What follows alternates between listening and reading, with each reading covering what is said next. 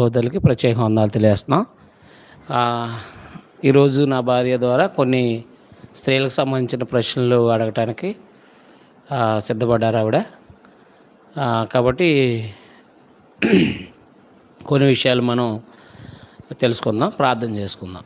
మహోన్నతుడా, మా ప్రియ తండ్రి, మా ప్రభువైన యేసుక్రీస్తు వారు కూడా తండ్రి అయిన దేవా, మీ దయ వల్ల బ్రతుకుతున్నాం, చెల్లిస్తున్నాం, జీవానుపని కలిగి ఉన్నాం. నాయన యువ తండ్రి, ఈ యొక్క సాయంకాల సమయంలో మా నాయన మీ శ్రేష్టమైన సంగతులు, నాయన స్త్రీలకు సంబంధించిన విషయాలు గ్రంథంలో మా తండ్రి మేము ఆలోచిస్తుండగా సహాయం చేయండి. మహిమ ఘనత మీరే పొందమని మా ప్రభువైన యేసుక్రీస్తు నామములో అడిగి వేడుకుంటున్నాం తండ్రి, ఆమేన్.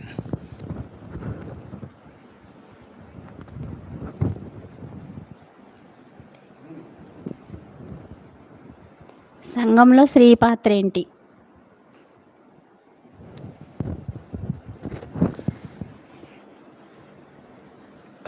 సంఘంలో స్త్రీ యొక్క పాత్ర మనకి గ్రంథంలో ఏం చెప్పడం జరిగిందంటే,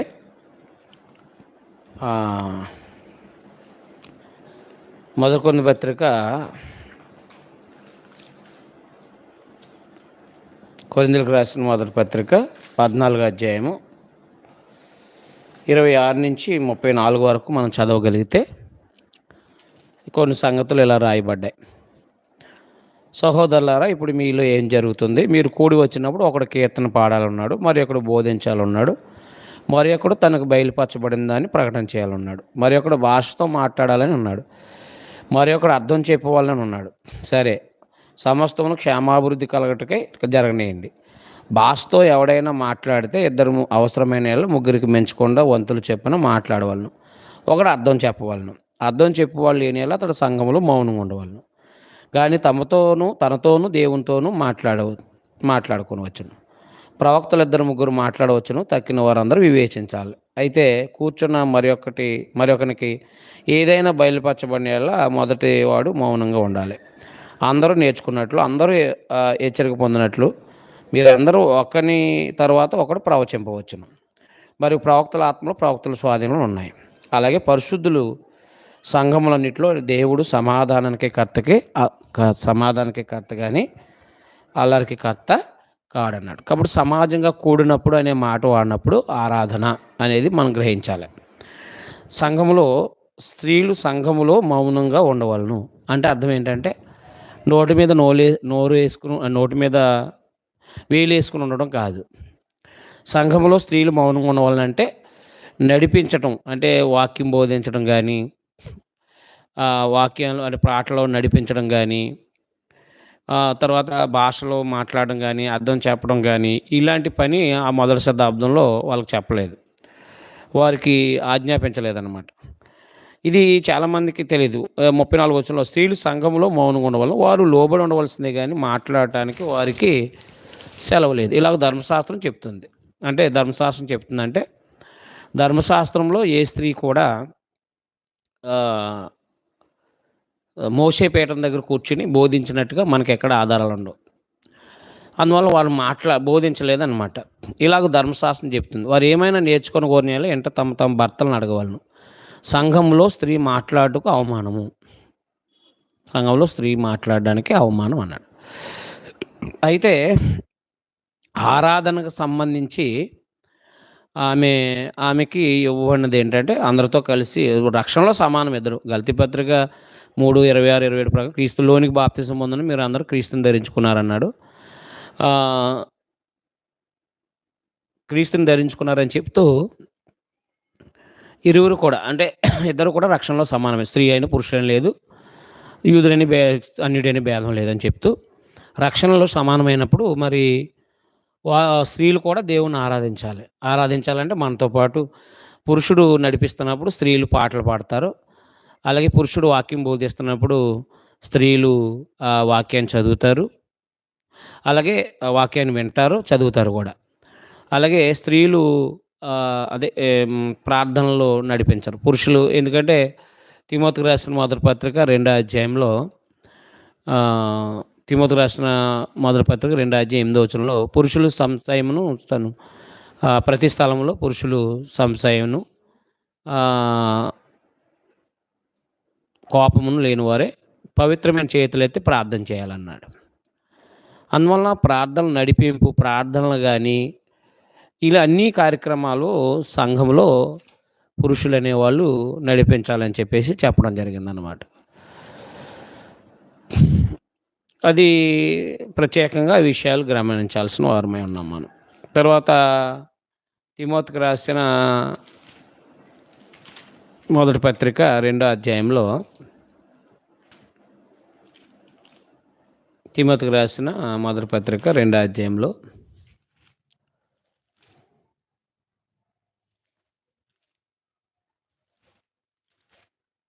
ఇలా రాయబడింది. 2వ అధ్యాయము, తిమోతికి రాసిన మొదటి పత్రిక 2వ అధ్యాయంలో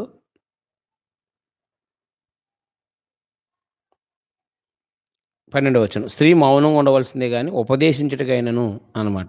అంటే ఉపదేశించడానికి అయినను పురుషుని మీద అధికారం చేయటానికైనను ఆమెకు సెలవీను అన్నాడు అనమాట. కాబట్టి ఉపదేశించటం అనేది, అంటే పురుషులకి ఉపదేశించటం అనేది దేవుడు అవకాశం ఇవ్వలేదన్నమాట. పాత నిబంధనలో కూడా ఇవ్వలేదు, క్రొత్త నిబంధనలో కూడా ఇవ్వలేదు. అది కాబట్టి సంఘంలో స్త్రీ పాత్ర ఏంటంటే ఆమె సంఘములో ఉన్న కార్యక్రమాలకంటే సువార్త సంబంధించిన కార్యక్రమాలకి, సువార్త పనిలో, అంటే సంఘము చేసే సువార్త కార్యక్రమాలు ఉంటాయి కదా, ఎఫెసీ పత్రిక 3:8 ప్రకారంగా సంఘం చేసే కార్యక్రమాలకి ఆమె సహకారిగా ఉండొచ్చు.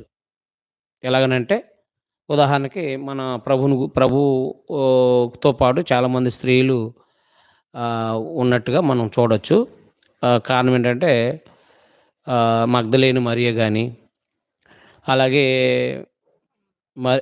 తర్వాత యోహాను సువార్త 11వ అధ్యాయంలో మరియ మార్తలు కానీ, ఇలా చాలామంది ప్రభుతో పాటు దేవుని రాజ్య సువార్తలో ప్రభుతో పాటు కూడా ఉన్నారు. అందువల్ల చాలామంది స్త్రీలు అని చెప్పడం జరిగింది. అలాగే అపోస్తులతో పాటు కూడా స్త్రీలు ఉన్నారు ఇది సువార్త పనిలో, కానీ వాళ్ళు ప్రవచించలేదు. అపోస్తుల కార్యంలో మొదటి అధ్యాయంలో,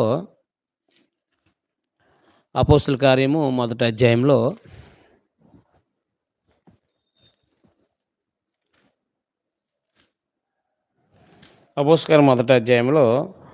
అక్కడ పెంతెకోస్తు పండుగ దినానికి ముందు అక్కడ 12వ వచనం నుంచి, మొదటి అధ్యాయం 12వ వచనంలో, అప్పుడు వారు ఒలీవల వనబడిన కొండ నుండి యెరూషలేముకు తిరిగి వెళ్ళారు. ఆ కొండ యెరూషలేముకు విశ్రాంతి దినం నడువనంత సమీపంగా ఉంది. వారు పట్టణంలో ప్రవేశించి తాము బస చేయుచుండిన మేడగదులకు ఎక్కిపోయి, వారు ఎవరనగా పేతురు, యోహాను, యాకోబు, అంద్రెయ, ఫిలిప్పు, తోమ, బర్తలోమి, మత్తయి, అల్ఫయి కుమారుడు యాకోబు, జేలోతనమని సీమోను, యాకోబు కుమారుడు యోదాను వారు, వీరందరూ వీరితో కూడా కొందరు స్త్రీలు అన్నాడు. వీరితో కూడా కొందరు స్త్రీలు అన్నాడు. వీరితో పాటు కొందరు స్త్రీలు యేసు తల్లి అయిన మరియయు ఆయన సహోదరులు ఏకమనసుతో ఎడతెగక ప్రార్థన చేస్తున్నారు. చూసారా, ప్రభుతో పాటు స్త్రీలు ఉన్నారు. ఇది ప్రభు ప్రకటించడానికి, దేవుని రాజ్య సువార్త ప్రకటించే విషయంలో కానీ ప్రభుతో పాటు స్త్రీలు ఉన్నారన్నమాట. మనకి యోహాను సువార్త 11వ అధ్యాయంలోను, అలాగే మా 28వ అధ్యాయంలో అక్కడ మన మగ్దలేని మరియ వెళ్ళటం, ప్రభు 7 దెయ్యాలు ఎలగొట్టిన ఆమె కూడా ఆయనతో ఉండటం, తర్వాత జబదయేలు తల్లి కూడా ఒకసారి వచ్చి ప్రభువుని ప్రశ్నించటం, ఇలాంటి ఎన్నో మనం చూడొచ్చు అనమాట. ప్రభు కూడా స్త్రీల యొక్క విశ్వాసాన్ని కూడా ఆయన ప్రశంసించారు. సున్నెపికురాల యొక్క విశ్వాసాన్ని ప్రశంసించారు ఆయన. ఏంటంటే మామూలుగా ఇశ్రాయేల్లో నీలాంటి ఎంత విశ్వాసం ఉన్నట్టు నేను కనుగొనలేదని చెప్పేసి ఆమెను ప్రశ్నించడం జరిగింది. అలాగే ఒక పేద విధవరాలు, లోకసువార్త 21వ అధ్యాయము, అక్కడ ఆమె కూడా తమకు లేమి, అంటే తమకున్నదంతా ఆమె దేవునికి ఇచ్చేసినట్టుగా మనం అక్కడ చూడగలుగుతున్నాం. అందువల్ల క్రైస్తవులుగా గమనించాల్సిన విషయం ఏంటంటే ప్రభు స్త్రీల్ని ప్రశంసించారు. అయితే వారు దేవుని రాజ్య సువార్త ప్రకటించినట్లు వారు ప్రకటించలేదు, పురుషులు ప్రకటించారు. ప్రభువు కానీ అపోస్తులు కానీ మత్తయి 10వ అధ్యాయంలో వారికి ఆజ్ఞాపించారు, 12 మందిని పంపించి మీరు అన్ని జనుల దారిలోకి వెళ్ళొద్దు, ఇశ్రాయేలు నశించిన గొర్రెల యొద్దకు వెళ్ళి వారికి చెప్పమన్నారు అనమాట. అలాగన చెప్పడం జరిగింది. అలాగే ఇక్కడ స్త్రీలు కూడా అపోస్తులతో పాటు కూడా స్త్రీలు ఉన్నారు సువార్త పనిలో. సువార్త పనిలో అపోస్తులతో పాటు స్త్రీలు కూడా ఉన్నారు. కొందరు స్త్రీలున్నారు. అలాగే అపోస్తల కార్యం 12వ అధ్యాయంలో కూడా సంఘంలో అక్కడ స్త్రీలు ఉన్నట్టుగా మార్కు తల్లి గారు వాళ్ళ ఇంట్లో కూడుకునే పరిస్థితులు ఉన్నాయి. మనం అది చూడొచ్చు. అపోస్తల కార్యం 12వ అధ్యాయంలో అపోస్తల కార్యం 12వ అధ్యాయంలో 12వ వచనంలో ఆమె ఆలోచించుకో మార్కు అని మార్పికులు యోహాను తల్లి అని మరియ ఇంటికి వచ్చారు. అనేకులు కూడి ప్రార్థన చేస్తున్నారు. కాబట్టి రోద్ అనే ఒక అమ్మాయి తలుపు తెరవడం జరిగింది. ఇంకా మనం ముందుకెళ్తే ఫిలిప్పీ పత్రిక 4వ అధ్యాయంలో 2వ వచనంలో సువార్త పనిలో పౌలు గారితో పాటు కలిసి పని చేసినట్టుగా చూడగలుగుతున్నాం. ఫిలిప్పీయులకు రాసిన పత్రిక 4వ అధ్యాయము 2వ వచనంలో ప్రభునందు ఏక మనసు కలిగి ఉండుడని యూదేను సొంటికెళ్ళి బతిమాలుకున్నాను. అవును, నిజమైన సహకారం. ఆ స్త్రీలు క్లెమెంతుతోనూ నా ఇతర సహకారులతో సువార్త పనిలో నాతో కూడా ప్రయాసపడిన వారు గనుక వారికి సహాయం చేయమని నేను వేడుకుంటున్నాను అన్నమాట. ఆ సహకారుల పేరు జీవగ్రంథమందు రాయబడి ఉంది. సువార్త పనిలో నాతో కూడా ప్రయాసపడిన వారు అంటే సువార్త పనిలో వాళ్ళు కూడా పురుషులతో పాటు వెళ్ళారన్నమాట. సువార్త ప్రకటించే విషయంలో వాళ్ళు కూడా వెళ్ళారన్నమాట. అందువల్ల సువార్త పని సంఘములో వారి పాత్ర ఏంటంటే వారు సంఘము సువార్త ప్రకటనకి వెళ్ళినప్పుడు ఖచ్చితంగా స్త్రీలు పురుషులతో పాటు వెళ్ళి సహకరించవచ్చు అన్నమాట అండి. అది కాబట్టి వాళ్ళైతే సువార్తని ప్రకటించినట్టుగా మనకు లేదు. సువార్త పనిలో సహకారం అంటే సువార్త పని జరుగుతున్నప్పుడు ఎన్నో భోజన పానీయాల విషయాల్లో కానీ ఇలా ఎన్నో అవసరం అన్నమాట. అలాగే తిమోతికి రాసిన మొదటి పత్రిక 3వ అధ్యాయంలో ఒక సంఘ పెద్దకి భార్య, ఒక ఏకపత్ని అంటే భార్య ఉండాలి, పిల్లలు ఉండాలి. కాబట్టి కుటుంబ వ్యవస్థ ఉండాలి. మరి ఇప్పుడు సంఘ పెద్దగా అర్హత ఉండాలంటే స్త్రీ పాత్ర ఉంది కదా. అలాగే 4వ అధ్యాయము 8, 10 వచనాల్లో పరిచారకుడికి కూడా భార్య ఉండాలి కదా. పరిచారకుడు చేయి స్త్రీలు అంటాడు అక్కడ. పరిచారం చేయి స్త్రీలు అంటే పరిచారం చేయను భార్యలని గ్రీకులో చెప్పడం జరిగింది పుట్టినోట్లో. అందువల్ల ఇప్పుడు సంఘంలో స్త్రీ పాత్ర ఉందిగా. ఏంటంటే ఇప్పుడు ఒక పరిచారకుడికి భార్య ఉండాలి, పరిచయం చేయాలండి సంఘంలో. అలాగే ఒక సంఘ పెద్దకి భార్య ఉండాలి.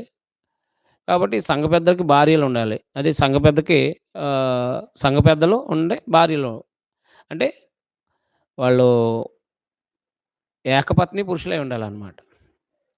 అనేక సంఘ పెద్దలు ఇద్దరైనా ముగ్గురైనా ఉండొచ్చు, వారికి భార్యలు ఉంటారు.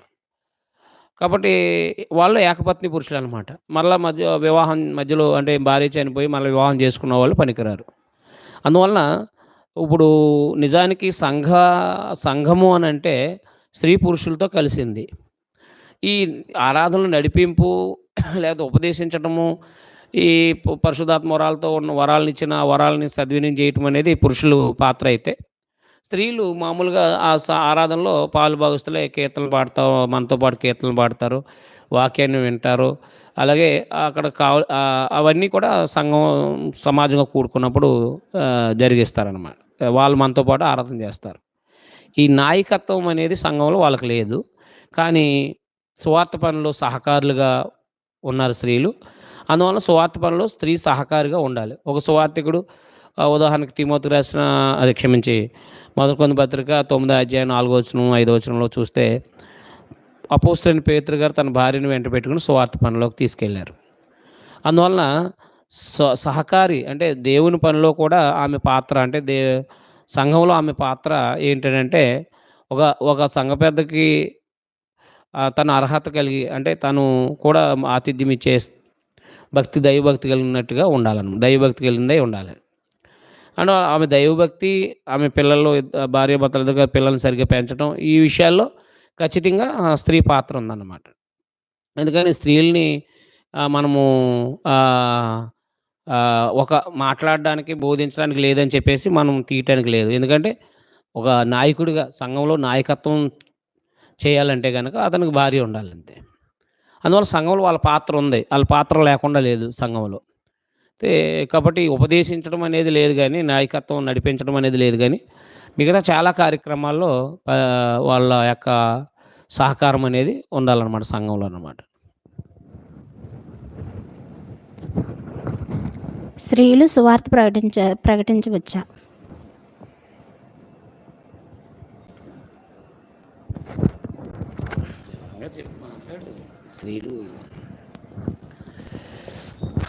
స్త్రీలు సువార్త ప్రకటించవచ్చా అంటే ఈ యొక్క ఏ స్త్రీ కూడా ఒక పురుషుడికి సువార్త చెప్పినట్టుగా మనకు కనబడదు. కారణం ఏంటంటే సువార్త పనిలో సాకారులుగా ఉన్నారు కానీ సువార్త చేసినట్లేదు. అయితే తన ఇంట్లో వాళ్ళకి ఉదాహరణకి తిమోతి ఉన్నాడు. తిమోతికి తన అంటే ఈ విషయాలు చెప్పడం జరిగింది. అంటే భక్తి విషయాలకు సంబంధించింది నేర్పించింది వాళ్ళ అమ్మమ్మ, అలాగే వాళ్ళ అమ్మగారు. ఈ పరిస్థితులు ఉన్నాయంటే మరి పిల్లలకి బోధించుకోవచ్చు అనే కదా దాని అర్థం, మనం ఆలోచించగలిగితే. చూడండి తిమోతికి రాసిన రెండవ పత్రికలో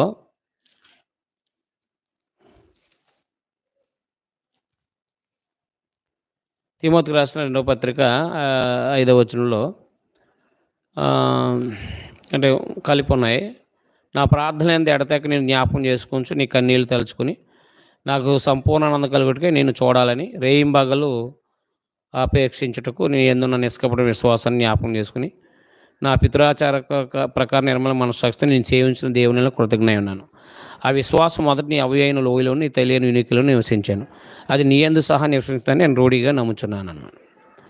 కాబట్టి ఇప్పుడు విశ్వాస ప్రేమ అంటే ఆయనకి విశ్వాసం ఉందనంటే ఆ లేఖనాలని మెస్సియా రావటం, మెస్సియా వస్తారు, ఆయన ద్వారా పాపక్షమాపణ ఉందని చెప్పేసి అంతకుముందు అమ్మమ్మ తర్వాత అమ్మ తిమోతికి చెప్పకుండా ప్రభు అపోస్తులైన పౌలు గారు ద్వారా ఎలాగైనా రక్షించబడతాడు అంటే స్వార్థ విని ఎలా ఆయన మారు మనసు పొంది బాప్తిసం పొందుతాడు. అందువల్ల ఇంట్లో తమ అంటే రక్షించబడని తమ భర్తలకి తన జీవితం ద్వారా ఒకటి తను ప్రభువుని గురించి మాట్లాడడం ద్వారా అనగా సువార్త తన ఇంట్లో వాళ్ళకి చెప్పుకునే అవకాశం ఉందన్నమాట. అందువల్ల అయితే మామూలుగా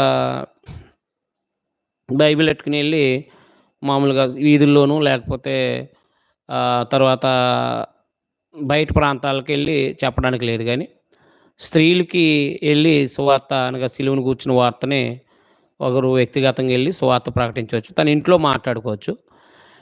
కాబట్టి ఎక్కువగా సంఘం ఉంటుంది కాబట్టి సంఘము పురుషులనే పంపించి సువార్త ప్రకటిస్తుంది.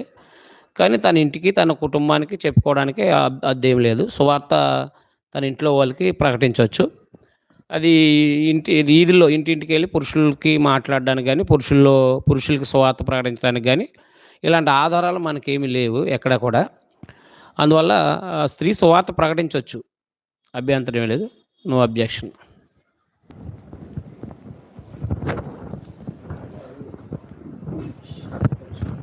పరిశుద్ధాత్మను స్త్రీలు పొందుతారా? పరిశుద్ధాత్మను స్త్రీలు పొందారా? పరిశుద్ధాత్మను మొదటి శతాబ్దంలో పరిశుద్ధాత్మను స్త్రీలు పొందారా? మొదటి శతాబ్దంలో అంటే పరిశుద్ధాత్మని స్త్రీలు పొందారా అనేది ప్రశ్న ఆవిడది. అంటే స్త్రీలు పరిశుద్ధాత్మను పొందారా అంటే ఇప్పుడు చూడండి అపోస్తలుల 2:38లో మీరు తర్వాత మీరు మారుమనసు పాపక్షమాపణ బాప్తిసం పొందండి, పరిశుద్ధాత్మని వారం అందరూ పొందుతారని చెప్పడం జరిగింది. అలాగే కొన్నేళ్ళింట్లో అది వారు పరిశుద్ధాత్మని అక్కడ అంటే పరిశుద్ధాత్మని పొందుకున్నట్టుగా మనం చూడవచ్చు. కారణం ఏంటంటే అపోస్తల కార్యము 10వ అధ్యాయంలో పరిశుద్ధాత్మ ద్వారా వాళ్ళు మాట్లాడారు. అక్కడ స్త్రీలు పురుషులు కూడా ఉన్నారు. అక్కడ 10వ అధ్యాయం మనం చూస్తే 10వ అధ్యాయంలో 47వ వచనంలో మనం 44 నుంచి అర్థమవుతుంది. అపోస్తల కార్యం 10వ అధ్యాయం 44 నుంచి పేతురు ఈ మాటలు ఇంకా చెప్పుచుండగా అతన్ని బోధ విన్న వారందరి మీద పరిశుద్ధాత్మ దిగెను. అక్కడ బోధ విన్న వాళ్ళందరూ కూడా సున్నతి పొందిన వాళ్ళు పేతురుతో కూడా వచ్చిన విశ్వాసులందరూ పరిశుద్ధాత్మ వారు అన్ని జనుల మీద సైతం కుమరించబడి చూసి విభ్రాంతులు ఉన్నారు. ఏలైనా వారు భాషలతో మాట్లాడుతూ దేవుని కనపరుస్తుండవచ్చు వినిరి. అందుకు పేతురు, మన వలే పరిశుద్ధాత్మను పొందిన వీరు బాప్తిసం పొందడం కూడా ఎవడైనా నేలకు ఆటంకం చేయగలడా అని చెప్పి యేసుక్రీస్తు నామమున వారు బాప్తిసం పొందాలని ఆజ్ఞాపించారు. కాబట్టి దేవుని పిల్లగా అక్కడ స్త్రీలు కూడా తన ఇంటి వారందరితో కూడా భయభక్తులు కలిగి ఉన్నాడు. వారందరిలో కూడా పరిశుద్ధాత్ముడు వారందరిపై దిగడం జరిగింది. అయితే అపోస్తుల కార్యము 2 అధ్యాయాలు మాత్రం 12 మంది మీదే పరిశుద్ధాత్ముడు దిగటం జరిగింది. 12 మంది మీదే పరిశుద్ధాత్ముడు వారిలో దిగటం జరిగింది. అక్కడ వారికి వాగ్దానం చేయబడినది వాళ్ళకే కాబట్టి. అయితే తర్వాత వీళ్ళు పరిశుద్ధాత్మ అంటే వరము అంటే మనకి అపోస్తల కార్యంలో ఫిలిప్పు యొక్క సువార్తికుని యొక్క కుమార్తెలు 21 అధ్యాయం 8వ వచనం. మొన్నడు మేము బయలుదేరి కైసరికి వచ్చి 7గురిలో ఒకనాడు సువార్తికుడైన ఫిలిప్పు వెంట ప్రవేశించి అతని ఎదుంటిమి. కనికలుగా ఉన్న 4 కుమార్తెలు అతనికి ఉండి వారు ప్రవచించేవారు అనమాట. అంటే ప్రవచించడం అంటే చెప్పడం అనమాట. అంటే అక్కడ సంఘంలో కాదు, సమాజంలో కాదు, మామూలుగా ప్రవచించడం. ఈ ప్రవచనము అనేది ఎలా జరిగిందంటే వారు పరిశుద్ధాత్మని పొందుకోవటం అనమాట. అందువల్ల అపోస్తులు మాత్రమే పరిశుద్ధాత్మని పొంది కొని ఇవ్వగలిగిన వాళ్ళలో. అయితే ఇక్కడ సమరీలో కూడా చాలామంది బాప్తిసాలు పొందారు. సమరీలో కూడా చాలామంది బాప్తిసాలు పొందినప్పుడు వాళ్ళందరి మీద చేతుల నుంచి చేశారు. ఎవరి మీద అంటే పురుషుల మీద ఎక్కువ, పురుషులకే ఆ ప్రాధాన్యత అనమాట. అయితే పరిశుద్ధాత్మ అనే వరము కూడా స్త్రీలు పొందటం అనేది జరిగిందనమాట. పరిశుద్ధాత్మను వరాన్ని అందరికీ సమాన వరం అనమాట అది. కానీ ఈ ప్రత్యేకంగా సేవ చేయటానికి, ప్రత్యేకంగా వాళ్ళని ఎన్నుకోవటం ఇలాంటివి ఏమీ ఉండదు. వాళ్ళు పరిశుద్ధాత్మను కలిగి ఉన్నారు. వాళ్ళు పరిశుద్ధాత్మను కలిగి ఉన్న వాళ్ళని ఆ స్త్రీలు ప్రవచించడం అనేది జరిగిందనమాట. స్త్రీ బలహీనమైన ఘట్టం అంటారు అంటే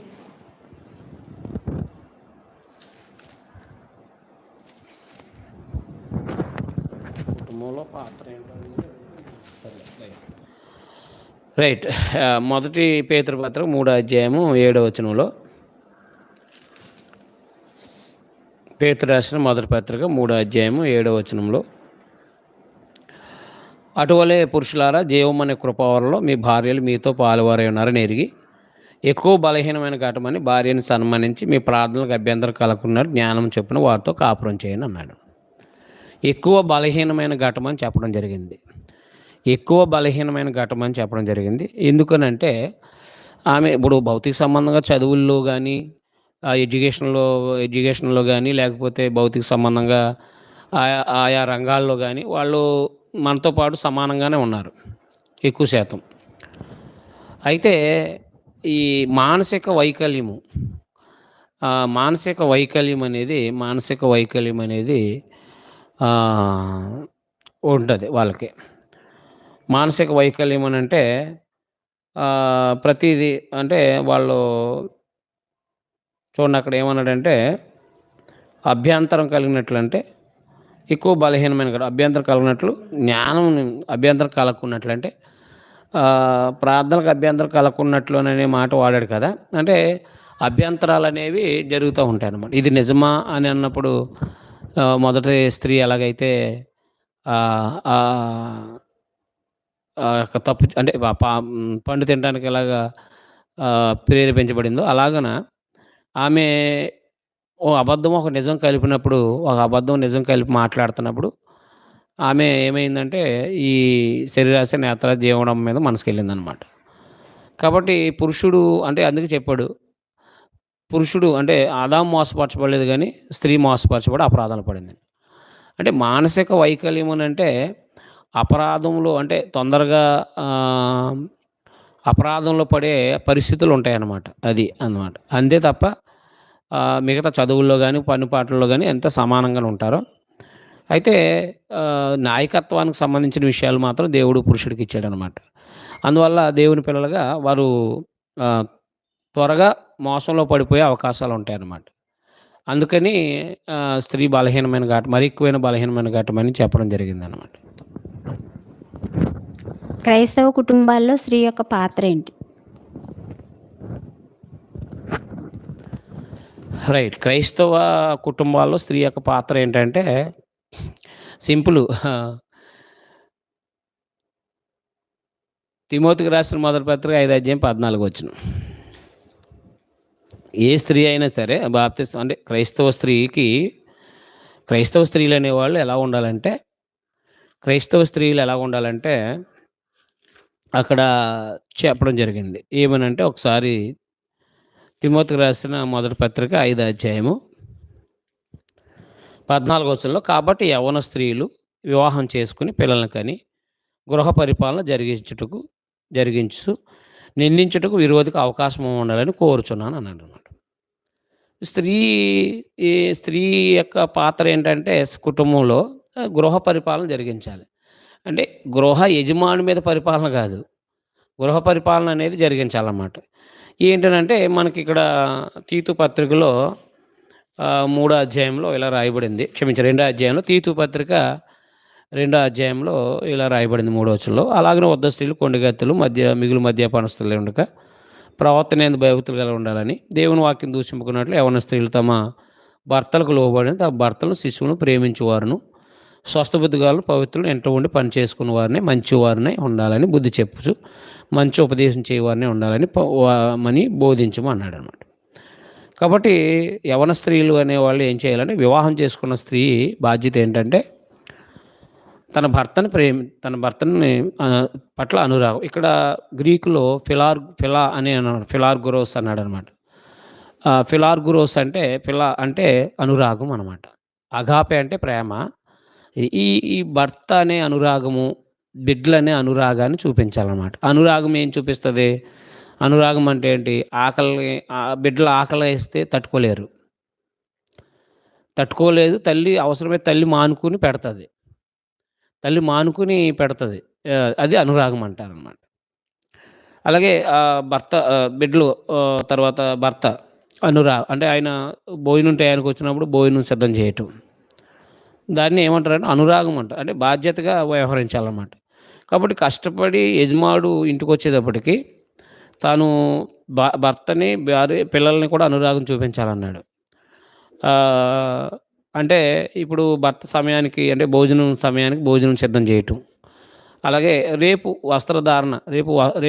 వస్త్రాలు, తను పనికి వెళ్ళినా ఉద్యోగానికి వెళ్ళినా వస్త్రాలు అనేవి సిద్ధం చేయటం. తర్వాత ఆహారం సిద్ధం చేయటం, వస్త్రాలు సిద్ధం చేయటం. అంటే మనకి సామెతల 37 అధ్యాయం చదివితే మనకు చాలా వివరంగా ఉంటుంది. స్త్రీకి పాత్ర కుటుంబంలో తన స్త్రీ పాత్ర అందులో మరి ఎక్కువ. అంటే మన పాత నిబంధన బోధ కలగడానికి రాయబడింది కాబట్టి అందులో ఎక్కువ ఉంటుంది. జస్ట్ ఇక్కడ ఆజ్ఞలు మాత్రమే ఉంటాయి కొత్త నిబంధనలో. పాత నిబంధనలో మనము చూడవచ్చు. అంటే జ్ఞానవంతురాలు తన ఇల్లు కట్టుతుంది, 3 రాళ్ళు తన ఇల్లు ఊడబెరికినని 14వ అధ్యాయంలో సామెతల్లో చెప్పడం జరిగింది కదా. అలాగా ఇక్కడ యవన స్త్రీ తమ భర్తలు లోబడి తమ భర్తలను శిశువులను ప్రేమించేవారు, స్వస్థబుద్ధి గల పవిత్రులు, ఇంట ఉండి పని చేసుకునేవారు. ఇంటింట తిరగకుండా ఇంటి దగ్గరుండి భర్తకి ఏం కావాలి, భార్యకి ఏం కావాలి, తన భార్య తల్లిదండ్రులు కూడా, భర్త తల్లిదండ్రులు కూడా ఏమి అవసరమో చూసుకోవాల్సిన బాధ్యత. ఇది గృహ పరిపాలన అన్నమాట. తర్వాత మనకి సామెతల గ్రంథంలో చెప్తాడు కదా, ఉదయాన్నే లేచి భోజనం సిద్ధం చేయటం. అంటే నిజానికి చీకటితో పనికి వెళ్ళే వాళ్ళు ఉంటారు, ఉద్యోగానికి వెళ్ళే వాళ్ళు ఉంటారు. అందువల్ల చీకటితో లేచి భోజనం సిద్ధం చేయటం, తర్వాత పిల్లలకి వస్త్రాలకు సంబంధించిన విషయాలు కుట్టడం, తర్వాత భోజనం సిద్ధం చేయటం, తర్వాత పిల్లల నడతలు. అంటే చాలా ప్రాముఖ్యమైన విషయం ఇది. స్త్రీ పాత్ర చాలా ప్రాముఖ్యంగా ఉంది కుటుంబ వ్యవస్థలో. ఎందుకనంటే నిజానికి ఆమె నిజానికి సహకారి కదా. సహకారి అయినప్పుడు ఆమె పాత్ర అంటే పురుషుడిది ఎంతైతే ఉందో స్త్రీ కూడా అంతే పాత్ర ఉందన్నమాట. కారణం ఏంటంటే, ఒకసారి పురుషుడు పొద్దున్నెళ్ళి సాయంత్రం వస్తాడు, వీళ్ళు ఇంటి దగ్గర ఉండి పని చేసుకుంటూ ఉంటారు, కుటుంబానికి కావాల్సినవన్నీ కూడా చూసుకుంటూ ఉంటారు. ఆ కుటుంబాన్ని చూసుకునే విషయాల్లో ఇలా ఉండాలని చెప్పడం జరిగింది. మనము ఈ పాత నిబంధనలో అన్వయించుకోవచ్చు అనమాట. అది ఉదాహరణలుగా మనం గ్రహించవచ్చు. ఒకసారి సామెతల గ్రంథము 31వ అధ్యాయము కొన్ని విషయాలు మీకు తెలియజేస్తాను. ఇక్కడ 10వ వచనంలో, గుణవతి అయిన భార్య దొరకట అటు ముత్యం కంటే అమూల్యమైందని, ఆమె పెనిమిటి ఆమె యందు నమ్మికుంచును, అతనికి లాభప్రాప్తికి వెలితగలదు, తన బ్రతుకు దినములన్నీ అతను మేలు చేయను కానీ కీడేం చేయదు. అంటే భర్త ఆస్తి పాడు చేయకుండా కుటుంబంలో తన అవసరతలకు సంబంధించి ఆమె సిద్ధం చేస్తుంది అన్నమాట. పనికిరాని కొనేసి పాడు చేయదన్నమాట. తర్వాత 15వ వచనంలో ఆమె చీకటితో లేచి తన ఇంటి వారికి భోజనం సిద్ధం చేస్తది. అంటే బాధ్యతగా ఏం చేస్తదంటే ఆమె తన ఇంటి వారికి అంటే ఉదయాన్నే భోజనం సిద్ధం చేయటం అనేది ఒక మంచి క్రైస్తవ స్త్రీకి కూడా ఉండాలనమాట అది. ఎందుకంటే అనురాగం చూపించాలి కదా! ఎళ్ళు తిను తర్వాత ఆహ్, ఆహ్, బయట తినేయి ఈ రోజుకి. లేకపోతే అలా 2, 3 రోజులు ఇలా ఏం చేయకూడదంటే తన బాధ్యతని నిర్లక్ష్యంగా వ్యవహరించకూడదనమాట. ఏంటే ఉదయాన్నే భోజనం సిద్ధం చేసేసి పంపించేసిందనుకో, అప్పుడు ఆవిడ నెమ్మదిగా ఉండటానికి కొంత అవకాశం ఉంటది.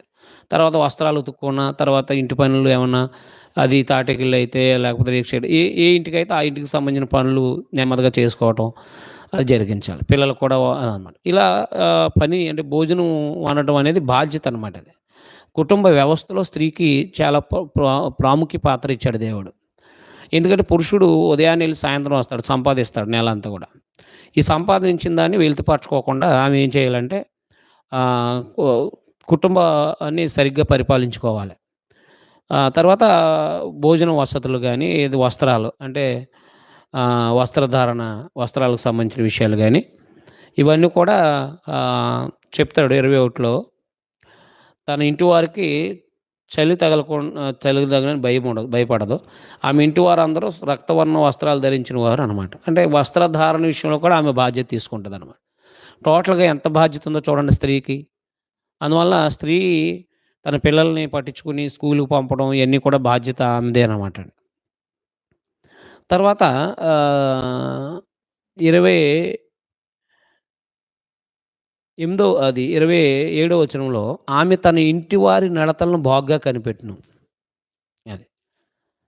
ఇది ఎక్సలెంట్ అనమాట అండి ఇది.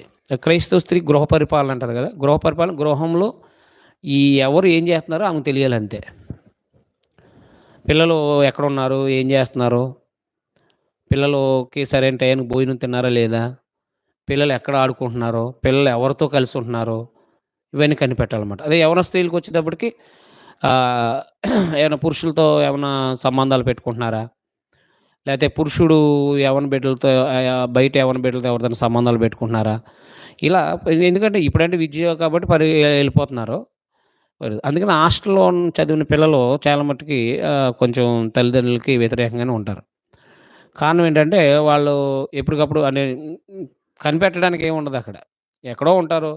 ఎవరు లేరని చెప్పి వాళ్ళ ఇష్టం ఉంటూ ఉంటారు. అలాగే ఇంటి దగ్గర ఉన్నవాళ్ళు కూడా అలా ఉండే అవకాశాలుంటాయి ఎక్కువ శాతం. అంటే పట్టించుకోలేకపోయినప్పుడు. ప్రతీది కూడా ఒక సీసీ కెమెరాలాగా తల్లి పట్టించుకుంటున్నప్పుడు, అమ్మో! మనం తప్పు చేయకూడదనే భయమనేది ఉంటదనమాట. కాబట్టి ఇంటిని పట్టించుకోవడం. ఇంటికి వసతులు ఏర్పాటు చేయటము, అంటే ఇంటికి కావాల్సిన భోజన పానీయాలు ఏర్పాటు చేయటము, ఇంటిని శుభ్రం చేయటము, ఇంట్లో ఉన్న పిల్లల్ని వాళ్ళ నడతల్ని పసిగట్టడం. ఇవన్నీ కూడా ఒక స్త్రీ బాధ్యత అనమాట. స్త్రీకి సంబంధించిన విషయాలనమాట. అందుకనే క్రైస్తవ స్త్రీ తన ఇంట్లో బాధ్యత ఏంటంటే, తన పురుషుడిని అనగా తన భర్తని, తన పిల్లల్ని ఏం చేయాలంటే ఆహ్, ఆమె పిల్లల్ని గట్టా అనురాగం చూపించాలనమాట. చాలామంది పిల్లల వస్త్రధారణ ఉదయాన్నే స్నానాలు చేపించడం గానీ, వస్త్రధారణ బాగోదు. ఎక్కడ సామాగ్రి అక్కడే ఉంటది. వాసన ఇల్లంతా వాసన. తర్వాత పిల్లలు కొంచెం అనారోగ్య పరిస్థితులకెళ్ళిపోతూ ఉంటారు. తర్వాత ఇంటింటా తిరుగుతూ బద్ధకలాంటి పిల్లల్ని పట్టించుకోరు. ఎక్కడికెళ్తున్నారో తెలీదు. ఈలోగా ఎవరితో ఒకళ్ళతో చెక్కేస్తూ ఉంటారు. అప్పుడు పెద్దోళ్ళు పెడతారన్నమాట. పిల్లల్ని పట్టి చూసుకోవద్దా? ఎవరెక్కడికెళ్తున్నారో, ఏం చేస్తున్నారో తెలుసుకోవద్దా? ఎందుకున్నావు అని చెప్పేసి మాట్లాడతారనమాట. అలాంటి దుస్థితి తెచ్చుకోకుండా క్రైస్తవ స్త్రీ తన బాధ్యత తను సక్రమంగా నెరవేర్చగలిగితే ఆ కుటుంబం అద్భుతంగా ఉంటది. ఆ పాత్రలో నా భార్య కూడా పాత్ర వహించింది. అందువల్ల మేము ఈరోజు భార్యాభర్తల గురించి చెప్పడానికి అర్హులుగా మేము ఉన్నాం. కడగా ఉన్నప్పుడు స్త్రీలు ఆరాధనకి మానవచ్చా? పాత నిబంధనలాగా పాత నిబంధనలో ఉన్న స్త్రీలాగా కడగా ఉన్నప్పుడు ఆరాధనకు కూడా స్త్రీలు కొత్త నిబంధన ప్రకారం మానవచ్చు. ఆమె ప్రశ్న ఏంటంటే, ఇప్పుడు పాత నిబంధనలో లేవికాండం 12వ అధ్యాయంలో పురుటురాలు ఉంది. అలాగే కడగా ఉన్నారు. కడగా ఉన్న స్త్రీ అంటే పీరియడ్స్ వచ్చినప్పుడు చాలామంది అన్ని జనులోంచి వచ్చినోళ్ళకి చాలామంది అన్ని జనులోంచి వచ్చినోళ్ళు ఈ ఆరాధన అంటూ నా చిన్నప్పుడు చూసేవాడిని అది. ఈరోజు నేను రాకూడదనేవారు. అంటే వాళ్ళకి అర్థం కావాల్సింది ఏంటంటే వాళ్ళ రక్షణ జరిగింది ఆత్మకే. నిజానికి మన ఆత్మరక్షణ యేసుప్రభు ద్వారా మనకు పొందింది ఏంటి ఆత్మరక్షణ. ఈ శరీరం అనేది ధర్మం అది. స్త్రీకి ధర్మం అది. పాత నిబంధనలో ఈ శారీరక సంబంధమైన సంబంధించిన విషయాలని ఏం చేశాడంటే వాళ్ళకి భౌతికమైన శుద్ధికి సంబంధించిన విషయాలు చెప్పుకొచ్చాడనమాట. కడగా ఉన్న స్త్రీని ఉన్నంతకాలం ఆమె ఒక చోట ఉంచటం, ఆమె వస్తువులు ఏమి ముట్టుకోకుండా ఉండటం, ఇలాంటివన్నీ కూడా ఒక ప్రత్యేకత అలవాటు చేసుకొచ్చారనమాట. అదే అలవాటు బాప్తిసం పొందిన తర్వాత కూడా అదే పద్ధతి కంటిన్యూ చేయటం అనేది చాలామంది జరిగిస్తూ ఉంటారనమాట. అయితే ఇక్కడ గమనించాల్సిన విషయం ఏంటంటే ఈ ఆత్మ సంబంధంగా మనం దేవుణ్ణి ఆరాధించడం అనేది దేవుని ఆజ్ఞ అది. అందువల్ల స్త్రీలు కూడా ఖచ్చితంగా దేవుని ఆరాధించాలి. ఆరాధించేటప్పుడు ఈ భౌతికమైన స్త్రీ ధర్మం అనేది కొత్త నిబంధనలో ఎక్కడ కూడా అది ఒక అపవిత్రతగా ఎంచలేదన్నమాట.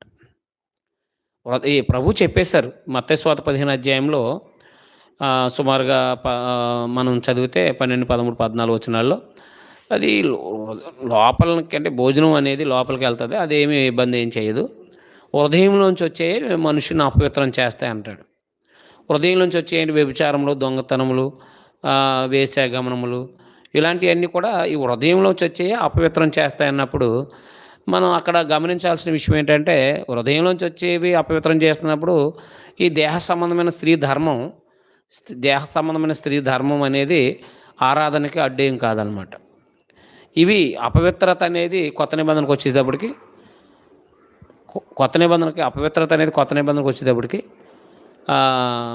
ఈ హృదయ శుద్ధి అనే దానికి వచ్చిందనమాట. హృదయ శుద్ధి అనేది అందుకని హృదయ శుద్ధి గలవ దానిలో వారు దేవుని చూసేదారని అంటే హృదయ శుద్ధికి వచ్చింది తప్ప హృదయ శుద్ధి అనే దాని మీదకి వచ్చింది తప్ప ఇక శారీరక సంబంధమైన శుద్ధికి సంబంధించి అంటే మనము భౌతికంగా మనం స్నానం చేయటం అనేది సహజమైన విషయం అది.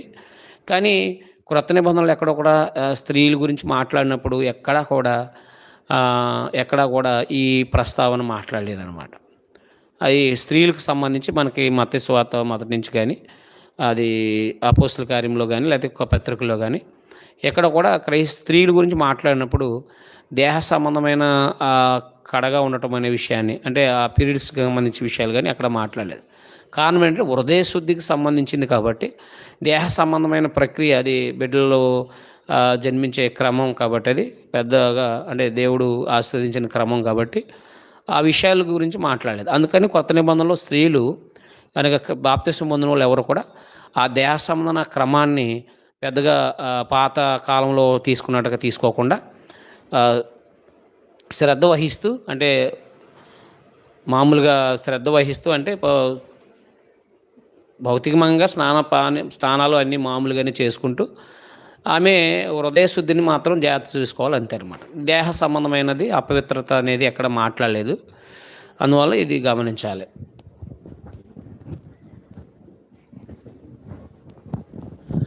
సరే అండి, ఈరోజు మనం కొన్ని విషయాలను ఆలోచన చేస్తాం. సంఘంలో స్త్రీ పాత్ర, అలాగే కుటుంబంలో స్త్రీ పాత్ర చాలా ఇంపార్టెంట్ అయిన విషయాలు ఇవి. ప్రతి క్రైస్తవ స్త్రీ తెలుసుకోవాల్సిన విషయాలు. ఆరాధన క్రైస్తవులు ఎవరు మానకూడదు. అందువల్ల దేహ సంబంధం అపవిత్రతకు సంబంధించింది కాదు అది. హృదయాన్ని శుద్ధి చేసుకోవాలి, అది దేవుడు కోరుకుంటున్నాడు. ఇలా మనకి మంచి ప్రశ్నలు అడిగిన మేరీ గ్రేస్కి ప్రత్యేక వందనాలు తెలియజేస్తూ నా భార్యకి ప్రార్థన చేసుకుందాం. మహోన్నతుడా, మా ప్రియ తండ్రి, మా ప్రభువైన యేసుక్రీస్తు వారు కూడా తండ్రి అయిన దేవా, నాయన మా తండ్రి, మా ప్రభు యొక్క సంఘంలో పురుషులతో పాటు స్త్రీలు ఆయన రక్షణ విషయంలో సమానులు అయితే వారికి ఉన్న బాధ్యతలు మీరు రాయించి పెట్టారు తండ్రి. పురుషులు అలాగే స్త్రీలు వారి బాధ్యతల గురించి నాయన మీరు రాయించి ఉంచారు. అందువల్ల సంఘంలో ఆమె యొక్క కార్యక్రమాలు ఆమె ఎలాగూ సంఘంలో పెద్దలకి పరిచారకులకి భార్యలుగా ఉండి ప్రోత్సహించాలో, అలాగే ఆతిథ్యం ఇచ్చే విషయంలో వాళ్ళ యొక్క సహకారం ఎంతైనా ఉంది. అలాగే స్వాత పనిలో నాయన వారు సహకారులుగా ఉండాలని, అక్కడ అవసరతలకు సంబంధించి చాలా అవసరమని చెప్పేసి సంఘ కార్యక్రమాల్లో చెప్పడం జరిగింది. అలాగే నాయన కుటుంబంలో కూడా ఆమె పాత్ర చాలా ఉన్నతమైంది. అలా పోషించినప్పుడే కుటుంబాలు అనేవి నెమ్మదిగా ఉంటాయని మీ గ్రంథంలో రాయబడింది. అలాగున్న నాయన క్రైస్తవ కుటుంబాలుగా కట్టుబడి జీవించుటకు మమ్మల్ని అందరిని బలపరచమని, మాలో ఉన్న లోపంలో కూడా దిద్దుకుంటూ ముందుకు సాగినట్లు కూడా సహాయం చేయమని మా ప్రభువైన యేసుక్రీస్తు నామములో ఈ ప్రార్థన సమర్పించి వేడుకుంటున్నాం తండ్రి. ఆమేన్.